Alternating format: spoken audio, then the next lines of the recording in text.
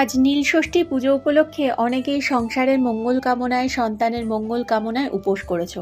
তাই এই উপোসের সময় বেলের শরবত খেলে পেট যেমন ভর্তি থাকে তেমন ঠান্ডাও থাকে। শুধু তাই নয়, বেল একটি অত্যন্ত উপকারী ফল, তাই মনে হয় প্রত্যেকেরই খাওয়া উচিত। বেলটাকে প্রথমে ফাটিয়ে নিয়ে কুড়িয়ে চটকে নিয়ে তারপরে ছাঁকনিতে ছেঁকে নিলাম। দেখো, এবার মিক্সিতে আমি ঢেলে দিলাম।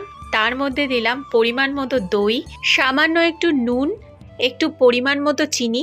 এটা স্বাদ অনুযায়ী, বেল যদি মিষ্টি হয় বেশি চিনি দেওয়ার দরকার নেই, তাই আমি সামান্যই চিনি দিলাম। খুব ভালো করে মিক্সিতে মিক্সড করে নিলাম। দেখো, আমার চিনিটা সুন্দর গলে গেছে।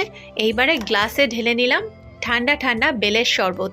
এটা আমি ফ্রিজে রেখেছিলাম, তাই আমার ঠান্ডা রয়েছে। তোমরা চাইলে আইস কিউব দিতে পারো। আমি একটু ভাজা মশলা দিয়ে দিলাম। এবার স্ট্র দিয়ে খেয়ে দেখি বেলের শরবত। বন্ধুরা, ভালো লাগলে চ্যানেলটা সাবস্ক্রাইব করে দিও। এবার টেস্ট করে দেখি। দারুণ! সকলকে নীলষষ্ঠী অনেক শুভেচ্ছা। আজকের মতো টাটা।